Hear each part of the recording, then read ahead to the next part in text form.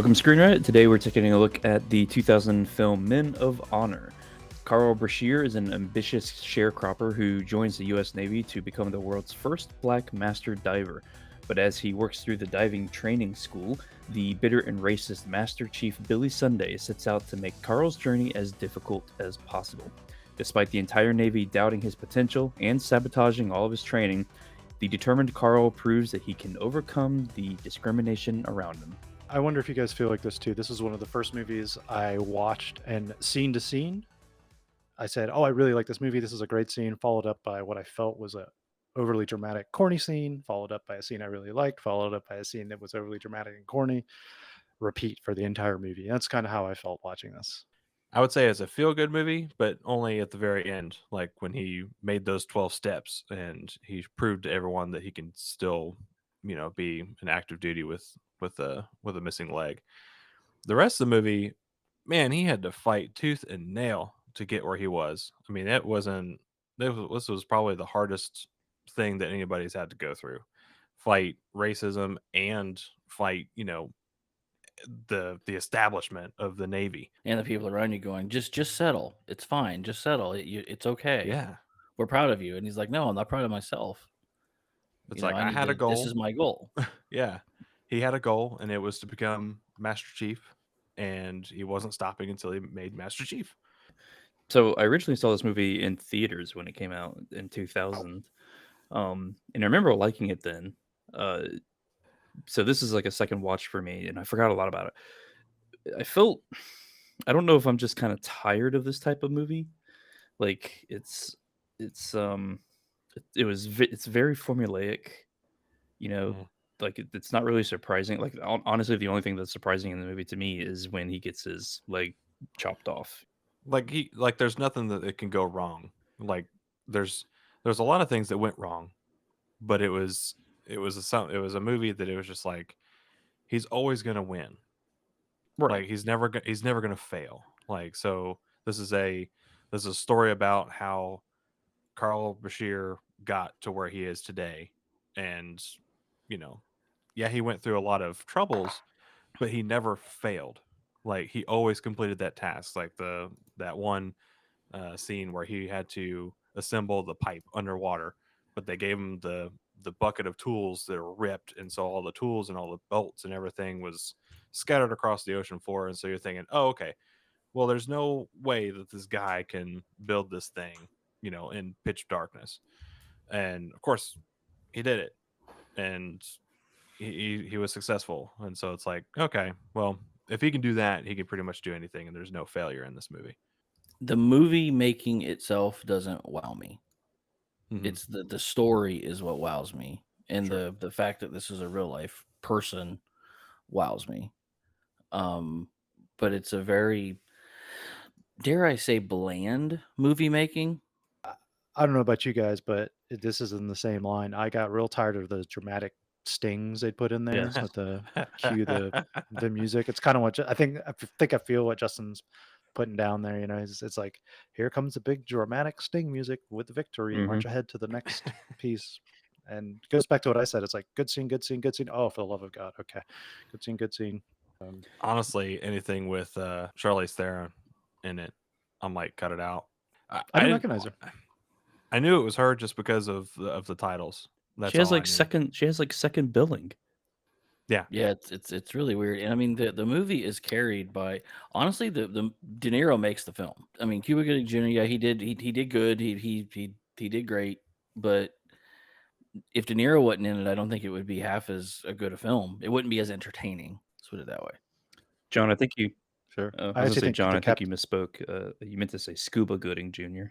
Thank you. Rowan. Oh my God. Oh, for God's sakes. We already left. I do one. kind of like Cuba Gooding Jr. Do we have to leave again? We already know what scuba means. Scuba doesn't mean a hose being. All right, it's that's the kind of joke that's funny on the second time you say it. Yeah, you wait for the third one to happen in a few minutes. Oh, no. It did. The second one didn't sound forced. The other one sounded forced. That's the thing. What were you gonna say, Rowan? I'm just thinking about Scuba. I did not recognize her at all until after the movie was over. Looking up just a little bit about it, I was like, "Oh shit, okay. Well, there's only like one woman in this. Well, there's two women in this whole movie. Who is she? Because I saw she got high billing. I was like, I don't remember a predominant character that was a female in this movie. It's like, oh, okay, she was the only other woman in the movie.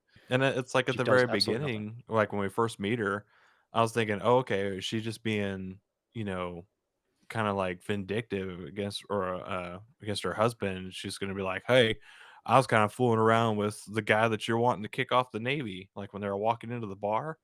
And I'm Mhm. like, oh man, I hope she doesn't throw him under the bus, because it's like this is where it's headed, because she's in there buying him drinks, and I'm like, oh, okay, you're bringing him into this bar that's almost owned by Billy Sunday, and Speaking of the bar, what kind of stupid idea is to put the yeah, breathing diving thing as a bar game?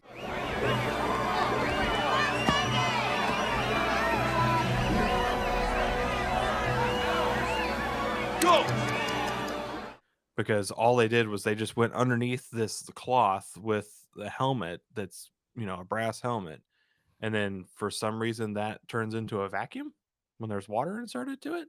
I'm Well, like, because well, because there's a sound effect that goes when they put the helmet on. That's how you oh know. yeah, that's true. Yeah, there was like this little vacuum sealant sound effect to it. It's like, cool. I want to go to a diving bar and have a holding breath competition. I like to drown in my drinks, not drown in my drink. Not drowning your bar. Yeah, Not literally drown. yeah. Yeah, Um, it's a metaphor. maybe it is. Maybe that whole scene was a metaphor for how much Sunday drinks. Maybe he's just drowning Drowning in himself. his But does liquor. he drink that much? They don't portray him as someone who they portray him as a total He just has Apparently, an asshole, anger but problem. they don't but really portray apparently that he has a he drinks he did enough they to don't go into they rehab. We see a whole useless scene about him in rehab and Charlize Theron giving him an ultimatum. And if you can promise me that you'll never take another drink again, I'll be waiting for you in that car over there. But I'll tell you, I felt I was right there with him, punching Hanks right in the face. I was Oh like, yeah. yeah, that guy totally deserves it. Oh yeah. Go for it, get it. I don't care what the consequences are, get it. Brashear had to put on the new diving suit and walk 12 steps. I was like, I want Lieutenant Commander Hanks to come in here and walk 12 steps.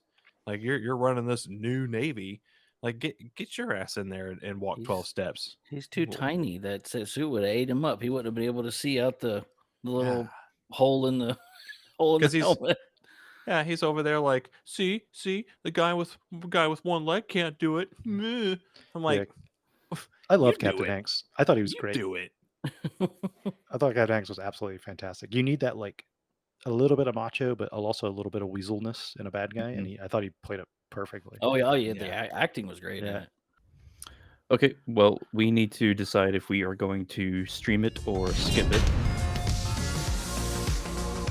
This is definitely a stream for me. Stream. I'm gonna skip this movie. And actually, I'm going to skip it too.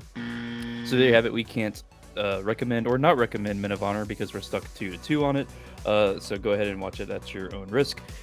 So that means that is ending our Memorial Day month of May, and we're moving to June. We're going to do like a summer vacation kind of set of theme of movies where the beach has to be the centerpiece of the film. So we'll be make sure our Patreons join us next Wednesday for our live show where we will be picking those movies out, and then we'll see you back on the first Saturday of June. All right, peace. Cool. See ya. See ya.